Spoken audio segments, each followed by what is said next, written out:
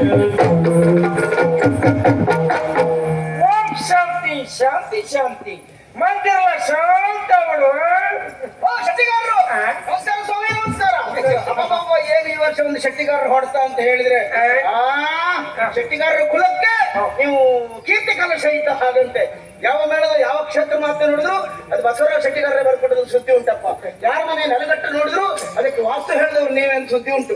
ಆದ್ರಿಂದ ನಿಮ್ಮ ಮನೆಗೆ ಬರಬೇಕು, ನಿಮ್ಮಿಂದ ಒಂದು ಉತ್ತನೆ ಬಿಳಿ ಧೋತಿ ಪಡ್ಕೊಂಡು ಬರ್ಬೇಕು ಅಂತ ಕಾಯ್ತಾ ಇದ್ರೆ ಯಾರ ಮನೆ ಸಿಕ್ಕಿದ್ರಲ್ಲ. ಸ್ವಲ್ಪ ತಡಿ, ನೀವು ಗಡಿಬಿಡಿ ಮಾಡುದು ಯಾಕಂತ ಕೇಳುವುದು. ಬಸವರಾಜ ಶೆಟ್ಟಿಗಾರರು ದಾರಿಯಲ್ಲಿ ಸಿಕ್ಕಿದ್ರಲ್ಲ ಸಂತೋಷ. ನೀವು ತಿಳ್ಕೊಂಡಿರುವ ಬಸವರಾಜ ಶೆಟ್ಟಿಗಾರರು ನಾ ಅಲ್ಲ, ಕೊಡಪದವು ದಿನೇಶ್ ಶೆಟ್ಟಿಗಾರರು ನಾ ಅಲ್ಲ.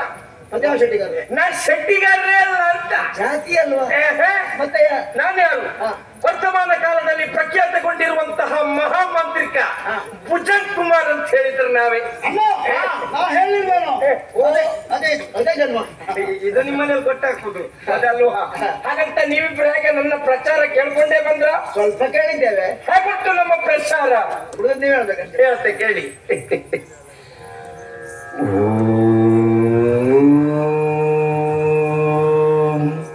ಮಹಾಮಾಂತ್ರಿಕ ಪ್ರೀತಿ, ಪ್ರೇಮ, ಸತಿಪತಿ ಕಲಹ, ಹೆಂಡತಿಯ ಚ್ವರೆ, ಮಕ್ಕಳ ಕಿರಿಕಿರಿ, ಸಂಘದ ಸಾಲ, ಭೂತಬಾಧೆ, ಪ್ರೇತಬಾಧೆ, ವಿದೇಶ ಪ್ರವಾಸ, ಗ್ರಹಚಾರ, ಪೀಡೆ, ಪಿಶಾಚಿ, ಇನ್ನು 10 ಹಲವಾರು ಸಮಸ್ಯೆಗಳಿಗೆ ಕೇರಳದ ಮಲಯಾಳಿ ಕುಟ್ಟಿಚ್ಚ ತನ್ನಿಂದ 100 ದಿನಗಳಲ್ಲಿ ಶಾಶ್ವತ ಪರಿಹಾರವನ್ನು ಕೊಡಲಾಗುವುದು. ವಿದ್ಯೆ, ಉದ್ಯೋಗ, ಮುಖ ಭವಿಷ್ಯ, ಹಸ್ತ ಭವಿಷ್ಯ, ಜಾತಕ ಭವಿಷ್ಯ, ಸಂತಾನ, ನಿಕ್ಷಕ್ತಿ, ದೌರ್ಬಲ್ಯ, ಇನ್ನು ಅನೇಕ ಸಮಸ್ಯೆಗಳಿಗೆ ಖಚಿತ ಪರಿಹಾರವನ್ನು ಕೊಡಲಾಗುವುದು. ಎಲ್ಲಿಯೂ ಕೂಡ ಕೇಳಿ ಬಸವಳಿದಿದ್ದರೆ ಒಮ್ಮೆ ಭೇಟಿ ಕೊಡಿ. ಮಹಾಮಾಂತ್ರಿಕ ಭುಜಂಗ್ ಕುಮಾರ್.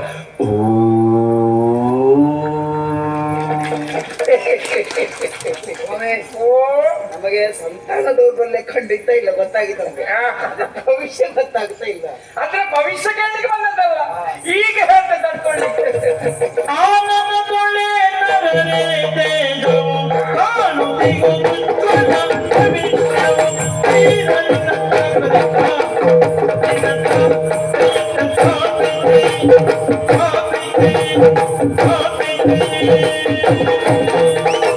ಪಂಚೆ ಪಂಚೆ ಪಂಚೆ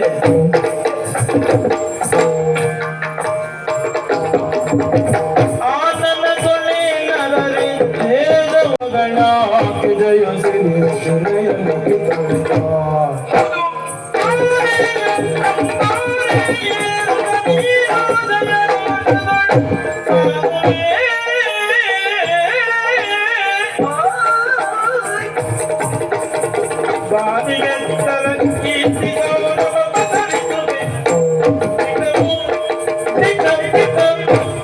ಕೈ ತೋರಿಸಿದರೆ ಕೈ ನೋಡಿಕೊಂಡು ಬೇಕಾದ್ರೂ ಭವಿಷ್ಯ ಹೇಳ್ತೇನೆ. ಮುಖ ತೋರಿಸುವಂತ ಮ್ಯಾಲ ನೋಡುದು ಬೇಡ. ಬಾಳೆಹಣ್ಣು ಮ್ಯಾಲೆ ಇರುವುದಿಲ್ಲ, ಬಾಳೆಹಣ್ಣು ಕೆಳಗುಂಟು. ಈ ಬಾಳೆಹಣ್ಣು ತಿಂದುಕೊಂಡು ಹೋಗು, ನೀನು ಗೆಲ್ತೀಯ. ಓಂ ಬ್ರಹ್ಮ ರೀಮ ರೂಮ ರಮ್ಮ ಜೈ ರಚಿತಾರಾಮ್. ಪ್ರಸಾದ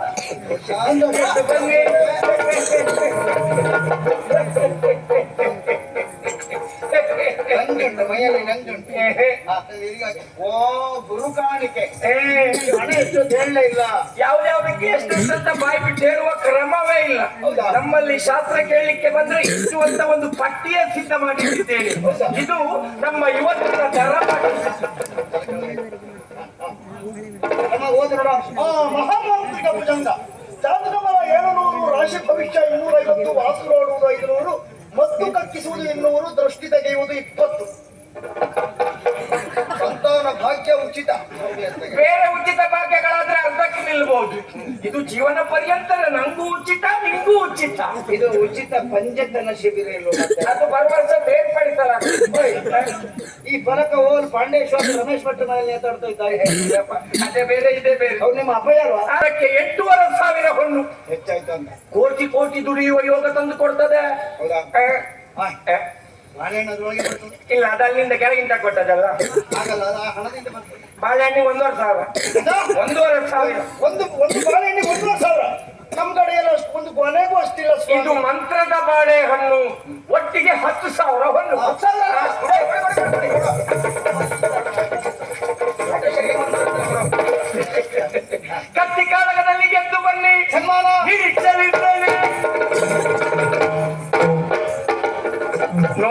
ಭಾಗವತ್ರೆ, ಎಷ್ಟು ಸತ್ಯವಾಗಿ ಅವರಿಬ್ಬರ ಭವಿಷ್ಯವನ್ನ ಹೇಳಿಬಿಟ್ಟೆ. ನಂಗೆ ಗೊತ್ತುಂಟು, 80 ವರ್ಷಗಳ ಹಿಂದೆ ನಿಮ್ಮ ಕುಟುಂಬದಲ್ಲಿ ಒಂದು ಹೆಂಗಸು ಸತ್ತೋಯ್ತು ಎನ್ನುವುದಾಗಿ ಹೇಳಿದೆ. ಹಾಗೆ ಹೇಳಿದೆ. 80 ವರ್ಷಗಳ ಹಿಂದೆ ಅವ್ರ ಕುಟುಂಬದಲ್ಲಿ ಏನು ಭಾಗವತ್ರೆ, ನಿಮ್ಮ ಕುಟುಂಬದಲ್ಲೂ ಯಾರಾದ್ರೂ ಸತ್ತೋಗಿರ್ತರು. ಮತ್ತೆ ಅಂತ ಕರ್ಮೂ ಇಲ್ಲ. ಕೈಯಲ್ಲಿ ಕತ್ತಿ ಇಟ್ಕೊಂಡು ಕತ್ತಿ ಕಾಳಗಕ್ಕೆ ಹೋಗ್ತೀರಿ ಎನ್ನುವುದಾಗಿ ಹೇಳಿದೆ. ಕೈಯಲ್ಲಿ ಕತ್ತಿ ಇಟ್ಕೊಂಡು ಕತ್ತಿ ಕಾಳಗಕ್ಕಲ್ದೆ ಬೆಪ್ತ ಕಡಿಗಳು ಅರ್ಥವೇ ಆಗ್ಲಿಲ್ಲ. ಒಳತ್ತ ಬಾಳೆಹಣ್ಣು ತಗಡಿನ ಉಂಗುರ 10,000 ಕೊಟ್ಟೆ 3 ನಾಮ ಹಾಕಿದೆ. ಕತ್ತಿ ಕಾಳಗದಲ್ಲಿ ಅವರಿಬ್ರು ಬಿದ್ರೆ ನಮಗೊಂದು ಬಿಗು ಸನ್ಮಾನ. ಅವ್ರ ಕಣ್ಣಿಗೆ ಬೀಳ್ದಿದ್ರೆ ಆಯ್ತು ಸಂಗ.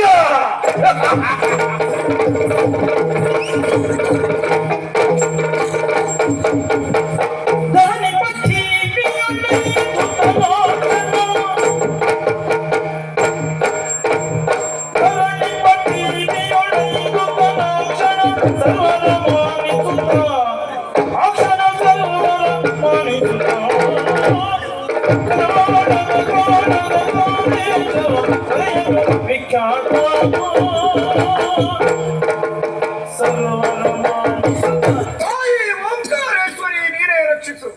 ವರ್ಷಂಪ್ರತಿ ಗೌರಿಪುರದಲ್ಲಿ ನಡೆಯಬಹುದಾದ ನವರಾತ್ರಿಯ ಹಬ್ಬ 9 ದಿವಸಗಳ ಕಾರ್ಯಕ್ರಮವನ್ನು ಪೂರೈಸಿದ್ದಾಯಿತು. ದಶಮಿಯ ದಿನವಾದ ಇಂದು ಊರಿನ ಯುವಕರನ್ನೆಲ್ಲ ಸೇರಿಸಿ ಕಾಳಗವನ್ನು ನಡೆಸುವುದು ನಮ್ಮೂರ ಪದ್ಧತಿ. ಎಲ್ಲಿ ಆ ಯುವಕರನ್ನ ಇದ್ದವರ ಹೇಳಿ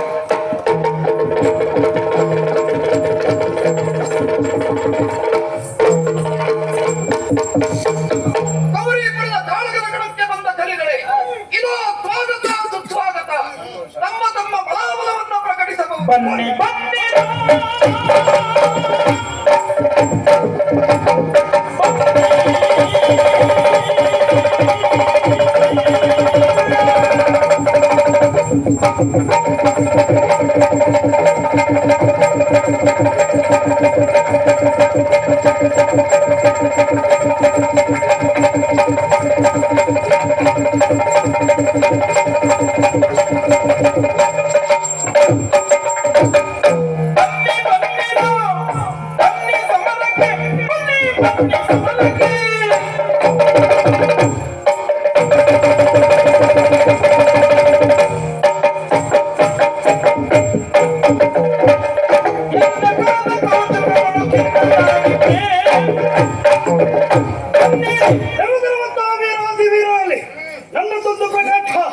ನನ್ನನ್ನು ಗೆಲ್ಲುವಂತ ಪಟ ಪಟ ಇದ್ದದ್ದೇ ಹೌದು ಅಂತ ಆದ್ರೆ ಬನ್ನಿ ಬನ್ನಿ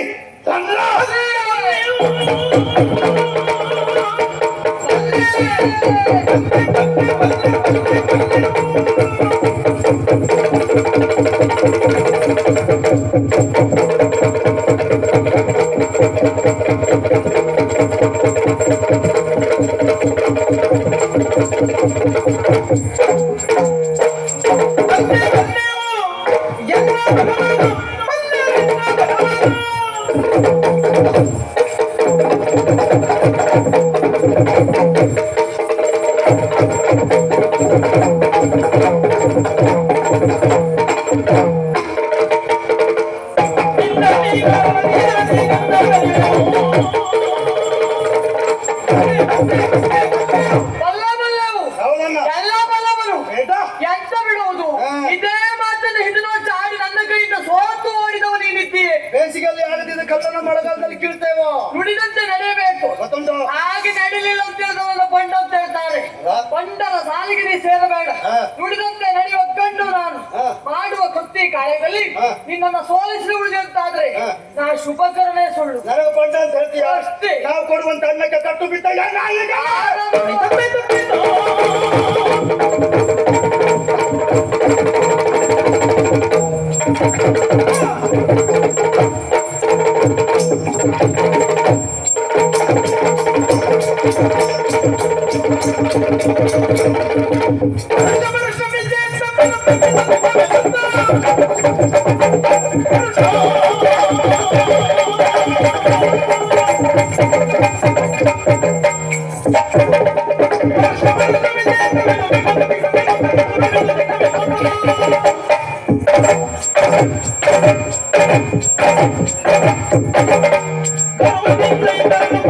Come on,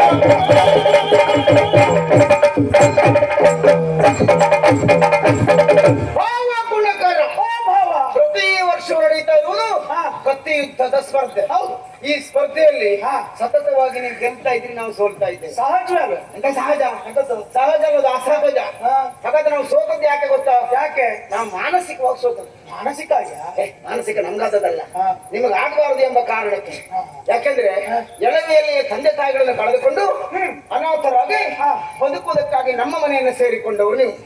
ಇಲ್ಲಿ ಬದುಕುತ್ತಾ ಇದ್ರಿ, ಇಲ್ಲಿ ಬೆಳೀತಾ ಇದ್ರಿ. ನಡೀತಾ ಇರುವುದು ಕತ್ತಿ ಯುದ್ಧದ ಸ್ಪರ್ಧೆ. ಈ ಸ್ಪರ್ಧೆಯಲ್ಲಿ ನಿಮಗೆ ಸೋಲಾಯಿತು ಅಂತಾದ್ರೆ ಅಯ್ಯೋ ದೇವರೇ, ಮೊದಲೇ ಅಪ್ಪ ಅಮ್ಮನನ್ನು ಕಳ್ಕೊಂಡಿದ್ದೇವೆ, ಈಗ ಸ್ಪರ್ಧೆಯಲ್ಲಿಯೂ ಸೋಲಾಯಿತಲ್ಲ ಎಂಬ ಹಾಗೆ ನೊಂದು ಬೆಂದು ನೀವು ಮಾನಸಿಕವಾಗಿ ಖಿನ್ನರಾಗ್ತೀರಿ ಎಂಬ ಕಾರಣಕ್ಕಾಗಿ ನಾವಿಬ್ರು ಅಣ್ಣ ತಮ್ಮ ಸರಿ ಹೊಡೆತ ತಗೊಳ್ಳಿ. ಮತ್ತೆ ನಾವಿಬ್ರು ಮನಸ್ಸು ಮಾಡಿದ್ರುಂಟಲ್ಲ, ಅದನ್ನು ಹೊಸಕ್ಕೆ ಹಾಕಿ ಬಿಟ್ಟವು. ಮತ್ತೆ ಕಿಟ್ಲಿ ಹೊಡೆಯೋದಕ್ಕೆ ಕೊಡ್ಲಿ ಅಗತ್ಯತೆ ಉಂಟಾ? ಅಷ್ಟು ಸಾಮರ್ಥ್ಯ ನಮಗುಂಟು. ಅದರಲ್ಲೂ ನಾನು ಹೊರೆಯಲ್ಲಿದ್ದ ಕಠಾರಿಯನ್ನು ಸರಎಂದು ಸೆಳೆದು ಝಳಪಿಸಿ ಪ್ರಹರಿಸಿ ಬಿಟ್ರೆ ಮುಂಡವೆಲ್ಲಿಯೂ ಆಗಿ ಹೋದೀತು. ಹಾಗಾಗಿ ನಾವು ಸರಿಯಾದಂತಹ ಪ್ರಯತ್ನ ಮಾಡದೇ ಇದ್ದ ಕಾರಣದಿಂದ ನೀವು ಗೆದ್ದಿರಷ್ಟೇ. ಈಗ ಗೊತ್ತಾಯ್ತು ನನಗೆ ಏನು, ಮೊದಲು ನಾವು ಕ್ಷೇಮ, ನೀವು ಕ್ಷೇಮವಾಗಿದ್ದೀರಿ ಎಂದು ತಿಳ್ಕೊಳ್ತೇವೆ. ಒಳ್ಳೆ ಅಭ್ಯಾಸ ಬರೆಯುವ ಕ್ರಮವೇ ಹಾಗೆ. ಹಾಗಾಗಿ ನಾವು ನಮ್ಮ ಭಾವನೆ ನಮ್ಮವರು ಏನೋ ವಾತ್ಸಲ್ಯಕ್ಕೆ ನಾವು ಒಳಗಾದ್ರೆ ನಮಗೆ ಉಳಿಗಾಲ ಇಲ್ಲ ಎಂದು ಸ್ಪಷ್ಟವಾಗಿ ನನಗೆ ಅರ್ಥ ಆಗಿದೆ. ಆದ್ದರಿಂದ ಎತ್ತಿದ ಕತ್ತಿಯನ್ನು ತಿರುಗಿಸಿ ಕುತ್ತಿಗೆಯನ್ನು ಕಡಿಬೇಕು ಅಂತಿಲ್ಲ, ಕುತ್ತಿಗೆ ಮೇಲೆ ಇಟ್ಟರೆ ಸಾಕು. ನಮ್ಮ ಕತ್ತಿಯು ಅಷ್ಟು ಹರಿತ. ಹೌದು, ಇನ್ನು ಮುಂಡೆ ಬೇರೆ ಬೇರೆ ಆಗಿ ಹೋಗುತ್ತದೆ. ಈ ಸಾಹಿತ್ಯ ಅನ್ನೋದಕ್ಕಿಂತ ಪಾಪ ಇಷ್ಟು ವರ್ಷ ಸಾಕಿದ ನಮ್ಮ ಅಪ್ಪ ನೀವು ಮಾನಸಿಕ ಆಗ್ತದೆ. ಆದ್ರೆ ಒಂದು ಹೊಂದಾಣಿಕೆ ಮಾಡ್ತಾರೆ. ಏನಂತ ಮೊದಲೇ ಸೋತೆ ಅಂತ ಒಪ್ಕೋಬೇಕು.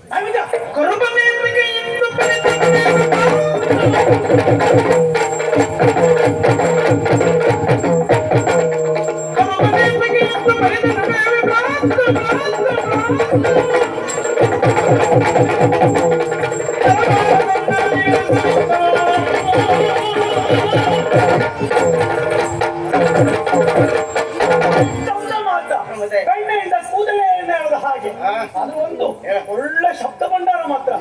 ಓ ಬಾಬಾ, ಅವಳೇ ಮಾತಾಡ್ತಾನೆ ಎನ್ನುವುದಾಗಿ ನೀನು ಒಬ್ಬನೇ ಹೇಳಬೇಕಾದಂತ ಅಗತ್ಯತೆ ಇಲ್ಲ. ಇವರೆಲ್ಲರೂ ಸೇರಿ ಅವನಿಗೂ ಕೊಟ್ಟ ಬಿರುದೇನು ಗೊತ್ತುಂಟಾ? ಏನು? ನಲಿದಾಡುವ ಶಬ್ದಕೋಶ ಎನ್ನುವುದಾಗಿ. ನಮ್ಮನ್ನು ನಾವು ಹೆಚ್ಚು ಹೊಗಳಿಕೊಳ್ಳಬಾರದು, ಒಳ್ಳೆದಲ್ಲ. ಓ ಬಾವ, ಏನ್ ಬಾಬಾ? ಕೇವಲ ಅಷ್ಟಿದ್ರೆ ನಮ್ಮಲ್ಲಿ ಸಾಕಾಗುವುದಿಲ್ಲ. ಮತ್ತೆ ಇದು ಯುದ್ಧ ರಂಗ. ಹೌದು. ನಮಗೆ ಬೇಕಾದದ್ದು ತೋಳ ಸಾಮರ್ಥ್ಯ ಎನ್ನುವುದು ನೆನಪಿರ್ಲಿ. ತ್ರಾಣ ಎನ್ನುವುದು ಕೋಣನೆಗಿರುವುದಿಲ್ಲ. ನಾವು ಬುದ್ಧಿಜೀವಿಗಳು, ಪ್ರಜ್ಞಾವಂತರಾಗಿ ವ್ಯವಹರಿಸಬೇಕಾಗುತ್ತದೆ. ಮಾತು ಅಂತ ಹೇಳಿದ್ರೆ ಹಾಗೆ ಹಿತವಾಗಿ ಮಧುರವಾಗಿ ಮಾತಾಡಬೇಕಾಗ್ತದೆ. ಒಂದು ಒಳ್ಳೆಯ ಮೃದುವಚನ ಹೇಳ್ತೇನೆ ನಿನಗೆ. ನಾ ಎಂತಾರು ಮಾಡ್ತೇನೆ ಹೇಳ್ತಾ ಸಿಹಿಯಾದ ಮಾತಿನಿಂದ ಖಾರವಾದ ಮೆಣಸನ್ನು ಸುಲಭವಾಗಿ ಮಾರಾಟ ಮಾಡಬಹುದಾಗುತ್ತದೆ. ಅದೇ ಕಹಿಯಾದ ಮಾತಿನಿಂದ ಸಿಹಿಯಾದ ಜೇನನ್ನು ಮಾರಾಟ ಮಾಡ್ಲಿಕ್ಕೆ ಆಗುದಿಲ್ಲ. ಇಷ್ಟು ವರ್ಷ ನಿಮ್ಗೆ ಮೆಣಸು ವ್ಯಾಪಾರ ಮಾಡೋ ಒಳ್ಳೆ ಅಭ್ಯಾಸ ಉಂಟಲ್ಲ? ಇಲ್ಲ, ಇಷ್ಟು ವರ್ಷ ಮಾಡ್ಲಿಲ್ಲ. ಈ ವರ್ಷ ಅದರಲ್ಲೇ ಲಾಭ ಹೆಚ್ಚಂತ ಗೊತ್ತಾಯ್ತಾನೆ. ಒಳ್ಳೆದೇ, ಅದು ಮಾಡ್ತೇನೆ. ಈಗ ನಿನ್ನ ಮಾತೆಲ್ಲದೂ ನಾವು ಕೇಳ್ತೇವೆ ಅಂತ ಭಾವಿಸಿಕೊಂಡು ನನ್ನ ಮಾತೆಲ್ಲ ಕೇಳಿದ್ರೆ ನೀವೆಲ್ಲ ಹೀಗಿರ್ತೀವಿ. ಸಾರಿನಲ್ಲಿ ಅದೆಲ್ಲ ನನ್ನ ಹಾಗೆ ಬುದ್ಧಿಜೀವಿ ಆಗ್ತಾ ಇದ್ರಿ. ಹಣ ನೀನು ಅರ್ಥ ಮತ್ತೆ ಎಲ್ಲ ಕೇಳುವುದಿಲ್ಲ. ಯಾಕೆ? ಹಾರಿದ್ದೆಲ್ಲ ಹಕ್ಕಿ ಅಲ್ಲ, ಬಿಟ್ಟಿದ್ದೆಲ್ಲ ಬೀಜ ಅಲ್ಲ, ಆಡಿದ್ದೆಲ್ಲವೂ ಮಾತು ಎಣಿಸಿಕೊಳ್ಳುವುದಿಲ್ಲ. ಇದು ಒಟ್ಟಾರೆ ಕುರುಕುವುದಿಲ್ಲ. ಹೊಟ್ಟೆ ಕಿಚ್ಚು ನಿನಗೊಂದು ಸಾಮಾನ್ಯ ಹೊಟ್ಟೆ ಕಿಚ್ಚಲ್ಲ. ಯಾರು ಹೇಳಿಲ್ಲಪ್ಪ, ಹೇಳು ಧೈರ್ಯ ಯಾರು ಮಾಡಿಲ್ಲ. ಖುಷಿ ಬಂದ ಧೈರ್ಯ ಬಂತ ಮತ್ತಿನ್ನೇನ್ರಿ ಬೇಕಲ್ಲ. ಪ್ರತಿ ವರ್ಷ ಗೆಲುವೆನ್ನುವುದು ಸಿಗ್ತಾ ಇದ್ದಿತ್ತು ನಮಗೆ. ಎಷ್ಟೇ ಪ್ರಯತ್ನ ಪಟ್ಟರು ನಿಮಗೆ ಸಿಗಲಿಲ್ಲ. ಹೇಗಾದ್ರೂ ಮಾನಸಿಕವಾಗಿ ಇವ್ರನ್ನ ಕುಗ್ಗಿಸಿದ್ರೆ ಕೆಲವು ಸುಲಭ ಸಾಧ್ಯ ಎನ್ನುವ ದುರಾಲೋಚನೆ ಅಲ್ಲ. ಅಲ್ಲ, ನೀವು ಇಲ್ಲಿಗೆ ಬಂದ್ರೆ ನಿಮ್ಗೆ ಮಾನಸಿಕ ಆಗ್ಲೇ ನೀನಿದ್ಯಲ್ಲ ಮತ್ತೆ ಅದಕ್ಕೆ ನಾನಿದ್ದ ಕಾರಣ ನಿಮಗೆ ತೊಂದರೆ ಆಗಲಿಲ್ಲ ಅಂತ ಆಯ್ತು. ಇನ್ನೂ ಇದ್ರು ಒಳ್ಳೇದು. ನೋಡ, ನಮ್ಮ ಸ್ವಭಾವವೇ ಹಾಗೆ. ನಮ್ಮ ಕಾರಣದಿಂದ ಮತ್ತೊಬ್ಬರಿಗೆ ಸ್ವರ್ಗ ಸಿಗ್ತದೆ ಅಂತ ಆದ್ರೆ ನಾವು ನರಕಕ್ಕೆ ಹೋಗುವುದಕ್ಕೂ ಸಿದ್ಧರಿದ್ದೇವೆ. ನಮ್ದು ಹಾಗಲ್ಲ, ನಾವು ಸಾಯ್ಬೇಕು, ಸ್ವರ್ಗ ಕಾಣಬೇಕು. ನೀ ಸಾಯುವುದೇ ನಿಲ್ಕೊಂಡೆ ಹತ್ತು ಕೊಡುವ.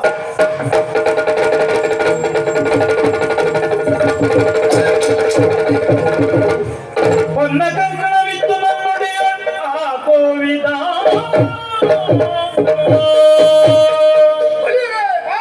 ಶಹಬಾಸ್ ಮಕ್ಕಳೇ, ಸೇರಿರುವ ಸರ್ವ ಸಭಿಕರ ಪರವಾಗಿ ಇದೋ ರತ್ನ ಕಂಕಣವನ್ನೇ ಅರ್ಪಿಸುತ್ತೇವೆ. ಮುಗಿದೋಯ್ತು ಒಂದೇ ಮುಗಿಸ್ರ ಅಂತ ನಿರೀಕ್ಷೆ ಇತ್ತಲ್ಲ. ಈಗ ನಮಗೂ ನಿರೀಕ್ಷೆ ಇತ್ತು. ಈ ಮತ್ತೆ ಯಾವ ವರ್ಷ ನಮಗ ಅನುಕೂಲ ಆದ ಸ್ಪರ್ಧೆ ಇರಿಸಿದ್ದೀರಂತ ಬೇಡುವ ರಾಯನಿಗೆ ಯಾವ್ದು ಅನುಕೂಲ? ಬರುವ ವರ್ಷ ಗದಾ ಯುದ್ಧ ಇಟ್ಟು ನೋಡಿ, ಗೌರವ ಬಂದು ನಂಗೆ ಕೊಡಿ. ಒಂದು ಭೀಮನಂದ ದೇವರ ಹಣವರು ಗದ ಇದೆ ಇರಿಸುವುದೇ ಇಲ್ಲ ಎಲ್ಲಿಯಾದ್ರೂ ಇರಿಸಿದ್ರೆ ಗೊಬ್ಬರವನ್ನು ಕಾಣದೆ ಇರಿಸಬಹುದು ಅಷ್ಟೇ ಮಕ್ಕಳೇ ಒಂದಿಷ್ಟು ನೋವಾಗ್ಲಿಕ್ಕೆ ನಿಮ್ ಮುಖ ನೋಡಿದ್ರೆ ಗೊತ್ತಾಗುದಿರೋ ಯಾಕೆ ಪ್ರಶಸ್ತಿ ಎನ್ನುವುದು ಹೊಚ್ಚಿ ಹೋಗ್ಲಿಲ್ಲ ತಾನೇ ಇಲ್ಲೇ ಉಳಿತಲ್ಲ ನಮ್ಮ ಮನೆಯನ್ನೇ ಸೇರಿಕೊಂಡಿದೆ ಎನ್ನುವ ಸಮಾಧಾನದಲ್ಲಿ ಒಳ್ಳೆ ಊಟದ ವ್ಯವಸ್ಥೆ ಮಾಡಿದ್ದೇನೆ ಬನ್ನಿ ಹೋಗೋಣ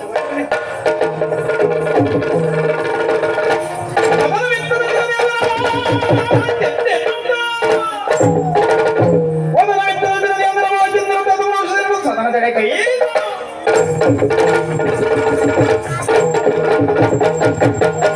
ಪ್ರಶಸ್ತಿ ಎನ್ನುವ ಹಂಚಿ ಹೋಗ್ಲಿಲ್ವಲ್ಲ ನಮ್ಮಲ್ಲೇ ಉಳಿಯಿತಲ್ಲ ನಮ್ಮ ಅಪ್ಪನ ನಾಲಿಗೆಗೆ ನಾಗರಾವ್ ಕಟ್ಟಲಿಕ್ಕೆ ಬಾಯಿಗೆ ಬೆಂಕಿ ಹೋಗ್ಲಿಕ್ಕೆ ನಮ್ಮ ಹೊಟ್ಟೆಗೆ ಬೆಂಕಿ ಬಿದ್ದಿದೆ ಉರಿತಾ ಉಂಟು ಇವನು ಊಟ ಅಂತ ಇವ ಊಟ ಯಾರಿಗೆ ಇವ ಊಟ ನಾಯಿಗೆ ಹಾಕ್ಲಿ ಅಲ್ವಾ ಅಗತ್ಯ ಉಂಟು ಅಂತ ಕೇಳು ಅದಲ್ಲ ಹೋದ ವರ್ಷ ಸುಮಾರಿಗಾದ್ರೂ ತಲೆ ಎತ್ತಿದ್ದೆವು ಈ ವರ್ಷ ತಲೆ ಎತ್ತದ ಇದು ಹಾಗಾಗಿ ಹೋಯ್ತಲ್ಲ ಹುಡುಗಲಾಗಿದೆ ಅದಕ್ಕೆ ಕಾರಣ ಆ ಮಹಾಮಾಂತ್ರಿಕ ಭುಜಂಗ ಅವ ವಾಪಸ್ ಸಿಗ್ಬೇಕಿತ್ತು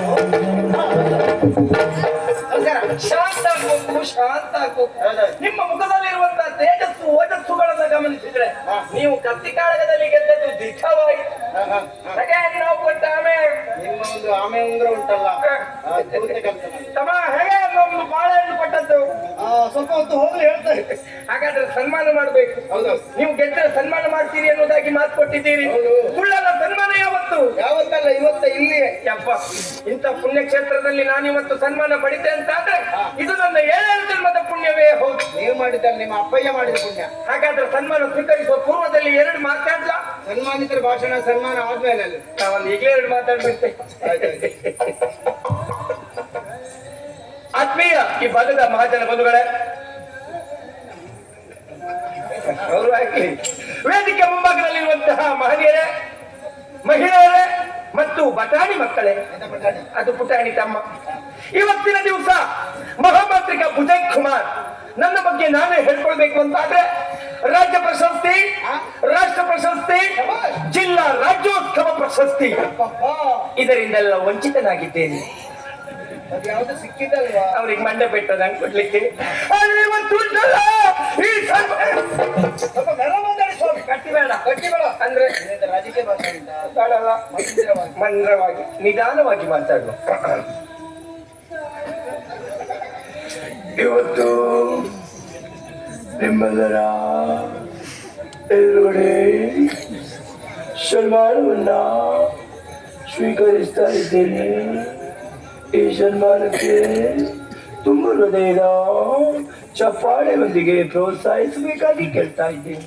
ಚಪ್ಪಾಳೆ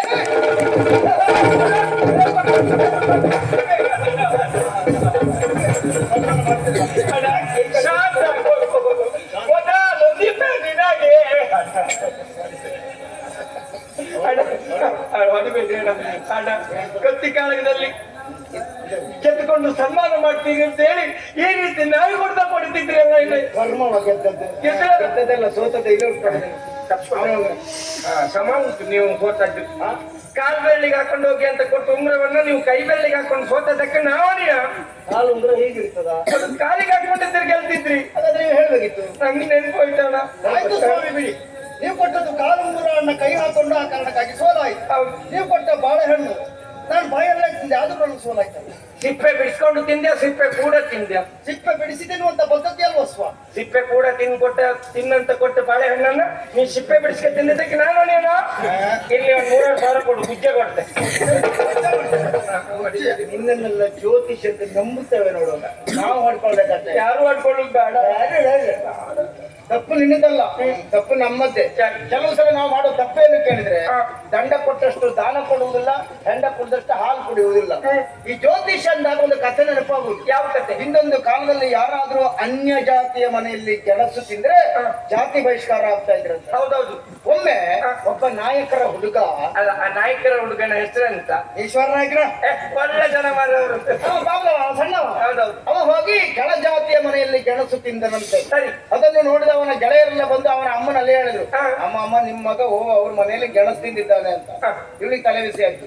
ಎಂತ ಮಾಡುದಪ್ಪ ಅಂತ ಯೋಚಿಸಿ ಸಮೀಪದಲ್ಲಿ ನಿಮ್ಮ ಹಾಗೆ ಯಾರೊಬ್ರು ಜ್ಯೋತಿಷಿಗಳಿದ್ರಂತೆ.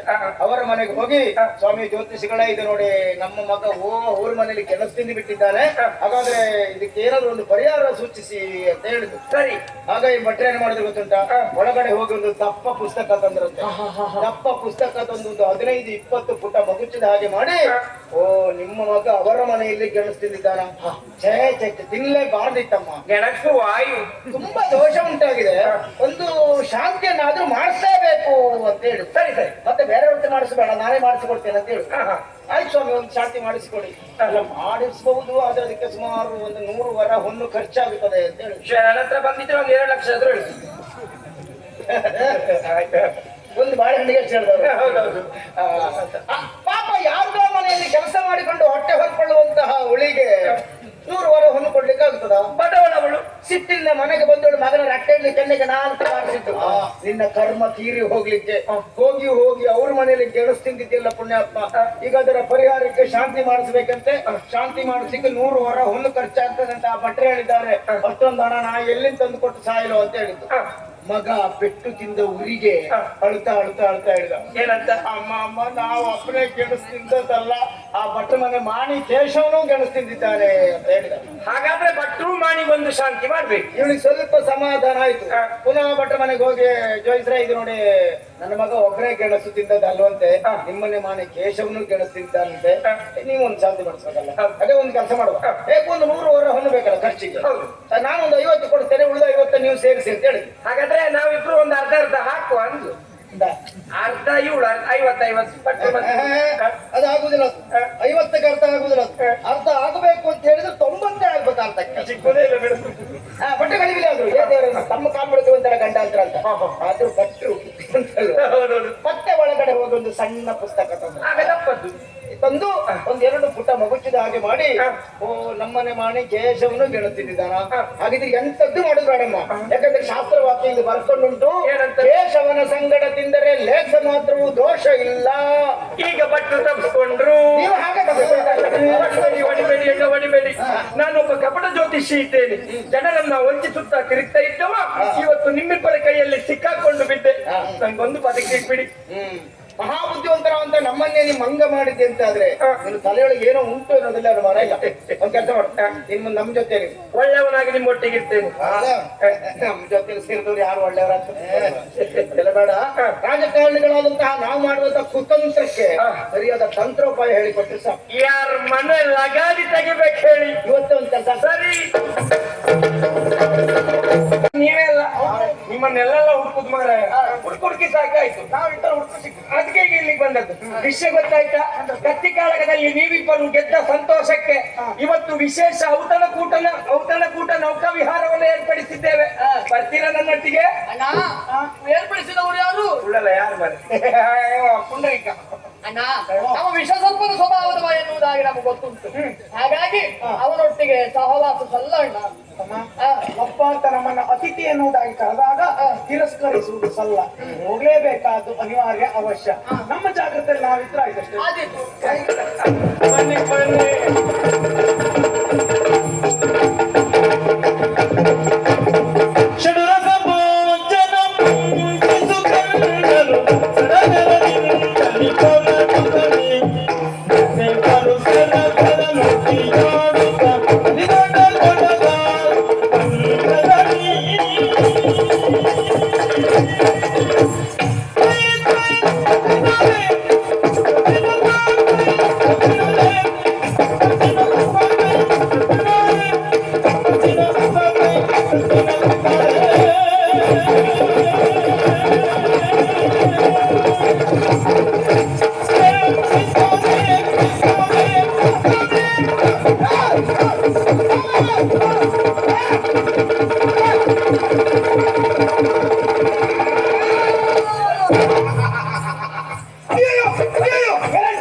ವಿಹಾರವನ್ನು ಮಾಡುತ್ತಿರುವ ಸಂದರ್ಭದಲ್ಲಿ ಶುಭಕರ ಕಾಲು ಜಾರಿ ನೀರಿಗೆ ಬಿದ್ದುಬಿಟ್ಟು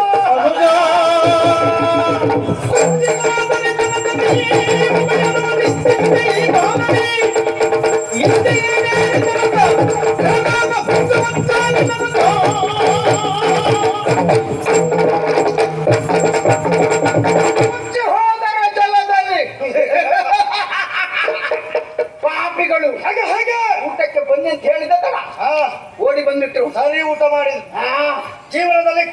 ತಡವಾಗಿ ಹೋಯ್ತು. ಒಳ್ಳೆ ಕೆಲಸ ಮಾಡಿದ್ದೀನಿ. ತಮ್ಮನನ್ನ ನೀರಿಗೆ ನೂಕಿ ಬಿಟ್ಟೆ. ಆ ತಮ್ಮನ್ನು ಎತ್ತುವುದಕ್ಕಾಗಿ ಅಣ್ಣನು ಹಾರಿದ. ಈ ಕುಮ್ಮನಿಗೆ ಈಜುವುದಕ್ಕೆ ಬರುವುದಿಲ್ಲ. ಕಲ್ಕೊಂಡು ಬಿದ್ದ ಹಾಗೆ ಇವ. ಒಟ್ಟಿನಲ್ಲಿ ಇಬ್ಬರು ನೀರಿನಲ್ಲಿ ಗೋವಿಂದ ಗೋವಿಂದ.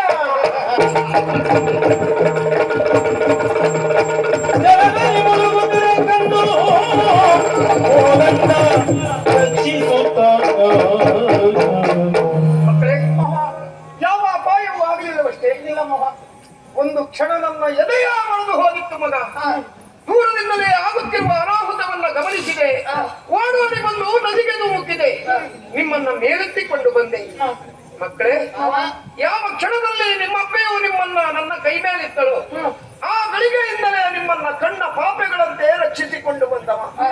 ಇದ್ದಕ್ಕಿದ್ದಂತೆ ನೀರ ಪಾಲಾದಲ್ಲ. ಏನಾಯ್ತು ಮಗ? ಮುಗುದ ನಾನು ಜಗೆ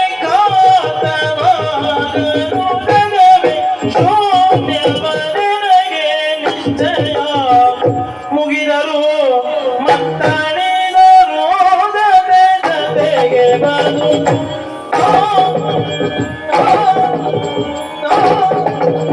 ಬಾಲ್ಯದಲ್ಲೇ ತಂದೆ ತಾಯಿಗಳನ್ನು ಕಳೆದುಕೊಂಡಂತಹ ಅನಾಥರು ನಾವು.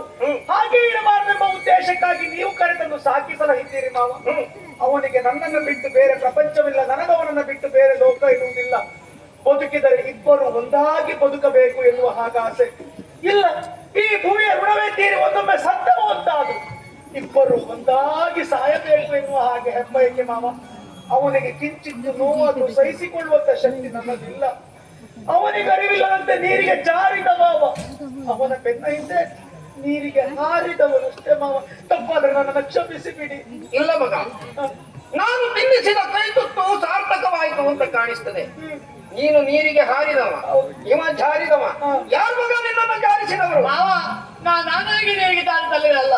ಭಾವಂದಿರು ಭೋಜನ ಕೂಟಕ್ಕಾಗಿ ಕರೆದು ಅದಾದ ಬಳಿಕ ನೌಕಾವಿಹಾರಕ್ಕೆ ಹೋದಾಗ ಭಾವನಾದ ರುದ್ರ ನನ್ನನ್ನು ನೀರಿಗೆ ತಳ್ಳಿದ ಮಕ್ಕಳ ಬರ್ಲಿ ಕೇಳಿ, ಬರ್ಲಿ ಕೇಳಿ.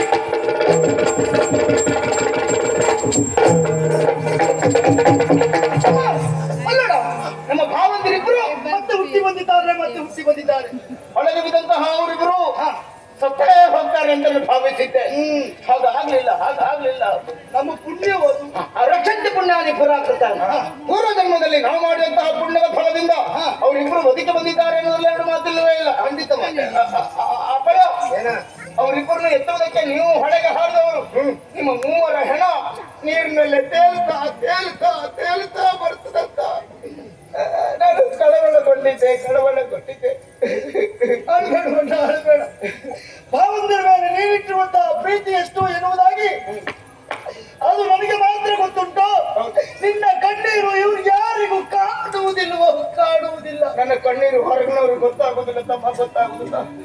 ಆದ್ರೂ ನನ್ನ ಮನಸ್ಸಿನ ಮೂಲೆಯಲ್ಲಿ ಒಂದು ಸಣ್ಣ ವಿಶ್ವಾಸ ಇತ್ತು. ಯಾಕೆಂದ್ರೆ ಹೊಳೆಗೆ ಬಿದ್ದವರು ಯಾರು? ನಮ್ಮ ಭಾವಂದಿರು. ಅವ್ರು ಯಾರು? ಸುಮಧರು, ಸಂಭಾವಿತರು, ಸುಮಾರಿ ಸರಿ ಇದ್ದವರು, ಸಿದ್ದಾಪುರದವರು ಆದಂತ ಅವರಿಬ್ರು ಹಾಗೆಲ್ಲ ಪಾಕ್ನೆ ಸಾಯ್ಲಿಕ್ಕಿಲ್ಲ ಅನ್ನುವಂತ ವಿಶ್ವಾಸ ಇತ್ತು. ಖಂಡಿತ ಬದುಕಿ ಬಂದು ಬಿಟ್ರಲ್ಲ, ಸಂತೋಷ ಆಯ್ತಲ್ಲ. ಅದೀತಾನ ಎಷ್ಟು ಮಾತಾಡ್ತಿ ಮಹಾರಾಯ. ನೀವಂತೂ ಮಾತಾಡುದಿಲ್ಲ, ನಾನು ಒಂದು ಮಾತಾಡುದು. ಯಾಕೆ ಅವರನ್ನ ನೀರಿಗೆ ದೂಡಿದ? ಯಾರು? ಶಾಂತಪ್ಪ ಯಾರು? ನಾವು ಅವರನ್ನ ನೀರಿಗೆ ದೂಡುವುದು. ಅಪ್ಪಯ್ಯ, ಏನು ನೋಡಿ, ನೀವು ಸತ್ಯ ಹೇಳಿದ್ರು ಹೂ ಹಾಕ್ತೀರಿ, ಸುಳ್ಳು ಹೇಳಿದ್ರು ಹೂ ಹಾಕ್ತೀರಿ. ನಾನು ಹೆಡ್ಡ ನೋಡು. ಹೆಡ್ಡ ಅಲ್ಲ, ಮತ್ತೆ ಇಲ್ಲಿ ಹೇಳಿದ ಪರಮ ಸತ್ಯ ಅಂತ ಯೋಚಿಸ್ತೀರಿ. ಏನ್ ಸತ್ಯವು ನೋಡಿ? ಮೊನ್ನೆ ದಿನ ಸ್ಪರ್ಧೆ ನಡೆಯುತ್ತೌದಾ? ಸ್ಪರ್ಧೆಯಲ್ಲಿ ಅವ್ರು ಗೆದ್ರು, ನಾವು ಸೋತಿದ್ದೇವೆ. ಹೌದು, ಪ್ರಾಮಾಣಿಕ ಒಪ್ಪಿಕೊಳ್ತೇವೆ. ಆ ಮನ ಕಷಾಯ ಮನಸ್ಸಿನಲ್ಲಿ ಇರಬಾರದು ಎಂಬ ಕಾರಣಕ್ಕಾಗಿ ಒಂದು ಒಳ್ಳೆ ಬಾಡೂಟ ಮಾಡೋಣ ಬನ್ನಿ ಭಾವಂದಿರಿ ಅಂತ ನಾವು ಹೇಳಿ ಕಳಿಸಿದ್ವಿ. ನೀನ? ಹೌದಪ್ಪ, ಓಡಿ ಬಂದ್ಬಿಟ್ರು. ಊಟ ಅಲ್ವಾ? ಒಳ್ಳೆ ಊಟ, ಸರಿ ಊಟ ಮಾಡಿದ್ರು. ಅದ್ರಲ್ಲಿ ನಮ್ಗೆ ಈ ಸಣ್ಣ ಇತ್ತಲ್ಲ, ಇವನ ಶುಭಕರ. ಅಯ್ಯೋ, ಆ ಪುಣ್ಯಾತ್ಮ ಒಂದು ಊಟ ಮಾಡುವುದು ಅಂತ ಹೇಳಿದ್ರೆ ಏ ರಾಮ, ಸ್ವಲ್ಪವ ಅನ್ನದ ರಾಶಿ ಕಾಣ್ತದೆ ಬಿಟ್ಟರೆ ಅವ ಕಾಣುವುದು ನನಗೆ. ಹೌದು ಮಗ, ಅವನನ್ನು ನೋಡಿದ್ರೆ ಬಹಳ ಉಣ್ಣುವವನ ಕಾಣಿಸುವುದೇ ಇಲ್ವಲ್ಲ. ಅದು ಹಾಗೆ ಕೆಲವು ಒಳಕೆಚ್ಚಲು ದನ ಅಂತ ಇರ್ತದೆ, ಕೆಚ್ಚಿನ ಸಣ್ಣದಿರ್ತದೆ, ಹಾಲು ತುಂಬಾ ಕೊಡ್ತದೆ. ಹಾಗೆ ಅವನು ಕಂಡ್ರೆ ಉಣ್ಣವನ ಕಾಣುದಿಲ್ಲ. ಆದ್ರೆ ಊಟ ಮಾತ್ರ ಅಲ್ಲ, ಊಟ ಮಾಡ್ಬೇಕು. ಉಂಡವ ಮಾಡಿ ಅವನು ಊಟ ಆದ ಮೇಲೆ ನೌಕಾ ವಿಹಾರವನ್ನು ಮಾಡಬೇಕು ಭಾವಂದಿರೆ ಮನಸಾಗ್ತಾ ಉಂಟು ಇರುವುದಾಗಿ ತೋಡಿಕೊಂಡು ಹೆಂಗಸರಾಗ ಬೈಕ್ ಅಂತ ಅವರ ಬೈಕಿಯನ್ನು ಯಾಕೆ ಪಂಚೆ ಓಡಿಸಬೇಕೆನ್ನುವಂತ ಕಾರಣಕ್ಕಾಗಿ ನೌಕೆಯ ಮೇಲೆ ಅವರಿಬ್ಬರನ್ನ ಕೂಡಿಸಿಕೊಂಡು ನದಿಯ ಮಧ್ಯಕ್ಕೆ ಸಾಗಿ ಬಿಟ್ಟೆವು ನಾವು. ಯೋಚನೆ ಮಾಡಿ ಅಪ್ಪಯ್ಯ, ಈಗ ಒಂದು ಹಡಗು ಅಂತ ಆದ್ರೆ ವಿಶಾಲವಾದ ಜಾಗ ಇರ್ತದೆ, ಓಡಾಡ್ಬೋದು, ಹಾರಾಡ್ಬೋದು, ಮಲ್ಬೋದು, ಎಂತದ್ದು ಬೇಕಾದ್ರೂ ಮಾಡ್ಬೋದು. ಸರಿ, ದೋಣಿಯಲ್ಲಿ ಆಗಲ್ಲ ಮಾಡ್ಲಿಕ್ಕೆ ಆಗ್ತದ? ದೋಣಿಯಲ್ಲಿ ತೆಪ್ಪಗೆ ಕುಳಿತುಕೊಳ್ಬೇಕಿತ್ತ ಮಾಡುವ. ಇವ ದೋಣಿಯ ದಂಡೆಯಲ್ಲಿ ನಿಂತ್ಕೊಂಡು ನೀ ಹಿರಿಯ ಅಲ್ವಾ? ಹೌದು, ಒಂದು ಮಾತು ಬುದ್ಧಿ ಹೇಳ್ಬೇಕು. ಅಯ್ಯೋ ಬಾಳ ಹೌದು ನಾನು. ಯಾಕೆ ಬಾವ ಹಾಗೆ ನಿಂತ್ಕೊಳ್ತೆ ಅಂತ ಹೇಳಿದ್ರೆ, ಇಲ್ಲ ನಾ ಈ ಸಲ ಕಾಣಿಸ್ಕೊಳ್ಬೇಕು ಅವ ಅಂತ ಹೇಳ್ದ. ಅಂದ್ರೆ ಅವನು ಈ ಸಲ ಕೆಲಸ ಅಂತ ಗೊತ್ತುಂಟ, ಎಲ್ಲಿಯೇ ಹೋಗ್ಲಿ, ಯಾವ ಜಾಗ ಆಗಲಿ, ಯಾವ ಪ್ರಕರಣ ಆಗಲಿ, ಕರ ಕರ ಕರ ಕರ ಕರ ತಿರುಗ್ತಾರು. ತಿರುಗು ಅವ್ರು ನಮ್ಮಲ್ಲಿ ತಿರುಗು ವೆಂಕಟ ಯಾರು ಈ ವರ್ಷ ಅಂತ ಹೇಳಿದ್ರೆ ನಾವು ಒಬ್ಬರೇ ಪ್ರಸಂಗ ನೋಡಿ ತಿರುಗುವುದಲ್ಲ. ಅಲ್ಲಪ್ಪ ಒಟ್ಟು ತಿರುಗುದವ, ಅದು ಒಳ್ಳೆ ತಿರುಗ್ತಾ. ನಮ್ಮಲ್ಲಿ ಇದ್ದವರಲ್ಲಿ ಬಾಳ ಒಳ್ಳೆ ತಿರುಗೋಣ ಅಂತ ಹೇಳಿದ್ರೆ ಅವನೇ. ನಾನು ಹೇಳಿದೆ ತಿರುಗುವುದು ಒಳ್ಳೇದು, ಆದ್ರೆ ದೋಣಿ ದಂಡೆ ಮೇಲೆ ಹಾಕಲು ನಿಂತ್ಕೊಂಡು ತಿರುಗಬಾರದು. ಇಲ್ಲಾದ್ರೂ ಕೈ ಕಾಲು ಜಾರಿ ಮುಟ್ಟು ಹೋದ್ರೆ ನೋಡಿ ನಾವೆಲ್ಲ ಹಾರಾಟ ಮಾಡಿ ಮಾಡಿ ಸಾಕಾಗಿದೆ, ನಿಗದೆಲ್ಲ ಬೇಡತ್ತಮ್ಮ ಅಂತ ಹೇಳಿದ್ರೆ ಅವ ಹೇಳುದಂತದ್ದು ಗೊತ್ತುಂಟ, ಇಲ್ಲ ಬಾವ ಈ ಸಲ ನಾನು ಕೈ ಕಾಲು ಗಂಟು ಮುದ್ದು ಹೋದ್ರೂ ತೊಂದ್ರೆ ಇಲ್ಲ, ನಾ ತಿರುಗುದು ಅಂತ ಹೇಳಿದ. ದೋಣಿಯ ದಂಡೆ ನೇರಿಕೊಂಡು ಕರ ಕರ ಕರ ಕರ ಕರ ತಿರುಗಿದ, ಕಾಲು ಜಾರಿ ಇತ್ತು ಕೆಳಕ್ಕೆ ಬಿದ್ದ. ಮತ್ತೆ ನೀವೆಂತದ್ದು ಹೇಳಿದ್ರೆ ಸುಮ್ಮನೆ ಹೇಳ್ತೀರಲ್ಲ, ಹ್ಞೂ ಆಗ್ತೀರಲ್ಲ. ಹಾಗಾಗಿ ಭಾವಂದ್ರೆ ದೂದ್ರು ಅಂತ ಹೇಳ್ತಾ ಇದ್ರೆ ಮಾಡ್ತೆ ಅಪವಾದ ನನಗೆ ಗೊತ್ತಿತ್ತು. ಯಾಕೆಂದ್ರೆ ನಾ ಈ ಸಲ ಚೌತಿ ಚಂದ್ರನ್ ನೋಡಿದ್ದೇವೆ, ಹಾಗಾಗಿ ಅಪವಾದ ಬರ್ತದ ಗೊತ್ತಿತ್ತು, ಬಂತಲ್ಲ ಈಗ. ಮಗ ಬಿಟ್ಟರೆ ನೀನು ಮಾತಿನಲ್ಲೇ ಮನೆ ಕಟ್ಟಿ ಬಿಡುವ ಅಂತ ನನಗೆ ಚೆನ್ನಾಗಿ ಗೊತ್ತು. ಆದ್ದರಿಂದಲೇ ನನ್ನ ನಿರ್ಧಾರವನ್ನು ಹೇಳಲೆ ಲಕ್ಷ್ಮೀಪುರವ ವಿಭಾಗಿಸುತ್ತೇವೆ ಗುಣಕರಗೆ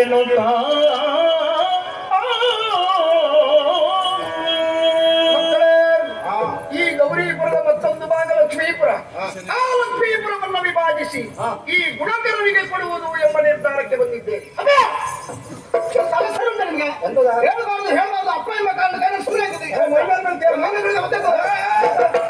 ಅಪ್ಪ ಅಂತ ನೋಡ್ಲಿಕ್ಕಿಲ್ಲ ನಾನು. ಒಂಚೂರು ಹೆದರಿಕೆ ಇಲ್ಲ. ಮಗ ಈಗ ಎಂತ ಮಗ, ಅದೇ ಬಿಸಿ ತಾಳದ ಬೆಣ್ಣೆ ಕರ್ಬೋದಿಲ್ಲ. ನಮ್ನೆಂತ ಅಳಿಸಂತಾನ ಅಲ್ಲ ತಾನೆ. ಕೊಟ್ಟ ಹೆಣ್ಣು ಕುಲಕ್ಕೆ ಹೊರಗು. ಸರಿ ಹೌದಾ? ತಂಗಿಯನ್ನು ಮದುವೆ ಮಾಡಿ ಕೊಟ್ಟಿದ್ದೀವಿ, ಅವಳು ಸತ್ತೋದ ಪ್ರಶ್ನೆ ಬೇರೆ. ತಂಗಿ ಮಕ್ಕಳು ಅನಾಥರಾಗಬಾರ್ದು ಅಂತ ಅವ್ರು ನಮ್ಮನೆ ಕರ್ಕೊಂಡು ಬಂದ್ರಿ.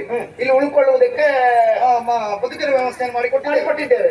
ಅದು ಬಿಟ್ಟು ಈಗ ನಮ್ಮ ಜಾಗದಲ್ಲಿ ಬಾಗ್ ಮಾಡಿ ಅವ್ರಿಗೆ ಕೊಡುದು ಅಂತ ಹೇಳಿದ್ರೆ ಅರ್ಥ ಉಂಟಾ? ಅವ್ರಿಗೆ ಅವ್ರ ಊರಲ್ಲಿ ಜಾಗ ಇಲ್ವಾ? ಸೀತಾಪುರದಲ್ಲಿ ಬೇಕಾದಷ್ಟು ಜಾಗ ಉಂಟು ಅಂತ ಕೇಳಿದ್ದೀನಿ, ಅಲ್ಲಿ ಕಳಿಸ್ಬೋದಿತ್ತಲ್ಲ. ಅದನ್ನು ಬಿಟ್ಟು ನಮ್ಮ ಜಾಗದಲ್ಲಿ ಪಾಲ್ ಕೊಡಿ, ನಾನು ಯಾವ್ದಾದ್ರು ಬಿಟ್ಟು ಕೊಡ್ತೇನೆ.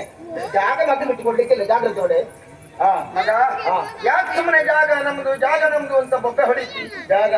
ಈಗ ಜಾಗ ನಮ್ಮದೇ ಅಂತ ನಾವು ಗಟ್ಟಿ ಹೇಳ್ಬೇಕಿದ್ರೆ ಪಹಣಿ ಪತ್ರವನ್ನ ಮತ್ತೊಮ್ಮೆ ಪರಿಶೀಲನೆ ಮಾಡಬೇಕಾದ ಸಂದರ್ಭ ಉಂಟು. ಹೌದು, ನೀವು ಪರಿಶೀಲನೆ ಮಾಡ್ತಾ ಹೋಗಿ, ಅವ್ರು ಕೇಳ್ತಾ ಹೋಗ್ತಾರೆ, ನೀವು ಕೊಡ್ತಾ ಹೋಗಿ ನಮ್ಮನ್ನು ಹೊಂಡಿಕಾಗಷ್ಟೇ ಆಗುದು. ಅವ್ರ ಮನಸ್ಸಿಗೆ ಅಷ್ಟು ಬೇಸರ ಆಗ್ತದೆ ಅಂತ ಆದ್ರೆ ಇನ್ನೊಬ್ಬರ ಮನಸ್ಸನ್ನು ನೋಯಿಸಿ ಜೀವಿಸುವಂತ ಅನಿವಾರ್ಯತೆ ನಮಗಿಲ್ಲ ಮಾವ. ದೊರೆತನವು ಸುಡಲಿನ್ನು ಬಡತನವು ಯಮನಕ್ಕೂ ಕುರುರಾಯ ಸುಖಿ ಎಂದು ಕೇಳಿದ್ರೆ ಪೂರ್ಣ ಸರಿ ಉಂಟಲ್ಲ ಮಗ. ಇತ್ತೀಚೆಗೆ ಸುಮಾರು ಸರಿ ಮಾತಾಡ್ತಾ ಇದ್ನಪ್ಪ, ಒಳ್ಳೆ ಯಜಮಾನಿಕೆ ತಗೊಳ್ತಾನೆ. ಹೌದಪ್ಪ, ಮತ್ತೆ ಅದಷ್ಟೇ ಅಲ್ಲ, ಯಜಮಾನಿಕೆ ಮಾತ್ರ ಬೇಡ ಮಾಡಿದ ಬೇಸರಲ್ಲಿ ಹೋಗಿತ್ತು. ಈ ಸಲ ಧರ್ಮರಾಯ ಅಂತ ಹೇಳ್ಕೊಂಡು ತಿರ್ಗಾಡ್ತಾ ಇದ್ದಪ್ಪ. ಹೌದಾ? ಧರ್ಮರಾಯ ಆಗುದಷ್ಟು ಸುಲಭ ಅಲ್ಲ, ಒಳಗಿಂದ ತಯಾರಾಗಿ ಬರ್ಬೇಕು. ಆದ್ರೂ ಒಂದು ನಿಮ್ಗೆ ಯೋಗ ಅಣ್ಣ ತಮ್ಮಂದಿರ ಯಾವ ಮುಹೂರ್ತದಲ್ಲಿ ಇವ್ರಿಗೆ ಕಾಲಿಟ್ಟು ಕಡಿನಿಂದ ಕೊಟ್ಟಿಲ್ಲ, ಹುಟ್ಟಿದ್ದಲ್ಲ ಬಂಗಾರವೇ. ಹೌದು. ಇನ್ನೊಂದು ಸಂದರ್ಭದಲ್ಲಿ ಆಚಾರ್ಯ ಭೀಷ್ಮರು ಪಾಂಡವ ಪ್ರಸ್ಥವನ್ನು ಪಾಂಡವರಿಗೆ ಬಿಟ್ಟು ಕೊಟ್ಟಿದ್ರಂತೆ. ಹಾಗೆ ಈ ಆಧುನಿಕ ಆಚಾರ್ಯ ಕೋದಂಡರಾಯರು ನಿಮಗೆ ಲಕ್ಷ್ಮೀಪುರವನ್ನು ಬಿಟ್ಟು ಕೊಡ್ತಾ ಇದ್ದಾರೆ. ಒಂದ್ ಕೆಲಸ ಮಾಡಿ, ಹಗಲು ರಾತ್ರಿ ನಿದ್ರೆ ಮಾಡಬೇಡಿ, ದುಡೀರಿ, ಬೆವರು ಸುರಿಸಿ, ಒಂದೊಂದು ಬೆವರಲ್ಲಿ ಮುತ್ತಾಗುದು. 1000 ಅಡಿಕೆ ಗಿಡ ಹಾಕೊಂಡು ಒಳ್ಳೆದಾಗ್ತದೆ. ಒಳ್ಳೆ ಬೆಳೆ. ಅಡಿಕೆ ಗಿಡ ನಾವು ಹಾಕ್ತೇವೆ, ತೊಂದಿಲ್ಲ. ಕೊನೆ ಕೊಯ್ದಕ್ಕೊಂದು ನೀವಿಬ್ರೆ ಬನ್ನಿ. ಕೊನೆ ಕೊಯ್ಲಿಕ್ಕೆ ನಾವೇ ಬರ್ತೇವೆ, ಕೊಯ್ದು ಕೊನೆಯನ್ನು ನಾವೇ ಹಿಡ್ಕೊಂಡು ಬರ್ತೇವೆ. ನಿಮ್ಮ ತೋಟ ತೊಳಪಟ್ಟ ಆಯ್ತಲ್ಲ, ನಮಗೆ ತಲೆ ಹಾಳಾಗಿಲ್ಲ. ನೀವು ಶುಂಠಿ ಹಾಕ ಕಣ್ಣಿ ಸುಣ್ಣ ಅಂತಾರ ಮನೆ ಕಟ್ಟೆಗೆ ಮಕ್ಕಳೇ, ಯಾಕೆ ಸುಮ್ಮನೆ ಗಾಳಿಯೊಡನೆ ಗುದ್ದಾಟ ಮಾಡ್ತೀರಿ? ನನ್ನ ಮಕ್ಕಳ ಸ್ವಭಾವ ನನಗೆ ಚೆನ್ನಾಗಿ ಗೊತ್ತು. ಮಗ, ಒಂದೂರು ಅಂತ ಹೇಳಿದ ಮೇಲೆ ಆ ಊರಿನ ಆಚಾರ ವಿಚಾರ ನಡವಳಿಕೆ ಪದ್ಧತಿ ಇವುಗಳೆಲ್ಲ ಅನೂಚಾನವಾಗಿ ನಡೆದುಕೊಂಡು ಹೋಗಬೇಕಾದದ್ದು ಧರ್ಮ. ನನ್ನ ಜೀವಿತಾವಧಿಯ ಈ ಕ್ಷಣದವರೆಗೆ ನಾನು ಅದನ್ನ ಪಾಲಿಸಿಕೊಂಡು ಬಂದಿದ್ದೇನೆ. ಮುಂದೆ ನನ್ನ ಮಕ್ಕಳು ನಡೆಸ್ಕೊಂಡು ಹೋಗ್ತಾರೆ ಎನ್ನುವ ವಿಶ್ವಾಸ ನನಗಿಲ್ಲ. ಆದ್ದರಿಂದಲೇ ಹೇಳುತ್ತಿರುವುದು, 2 ವರ್ಷಕ್ಕೊಮ್ಮೆ ನಡೆಯಬಹುದಾದ ತಾಯಿ ಓಂಕಾರೇಶ್ವರಿಯ ಜಾತ್ರೆ, ಅದನ್ನ ನೀನೇ ಮುಂದೆ ನಿಂತು ನಡೆಸತಕ್ಕದ್ದು. ಯಾತ್ರೆಯಲ್ಲಿ ಯಾವೆಲ್ಲ ವಿಶೇಷಗಳು ಇರಬೇಕು ಅದರ ಬಗ್ಗೆ ನಿನಗೆ ನಿರ್ದೇಶನ ಕೊಡ್ತೇನೆ. ಬಾ ನನ್ನ ಕೈಗೆ.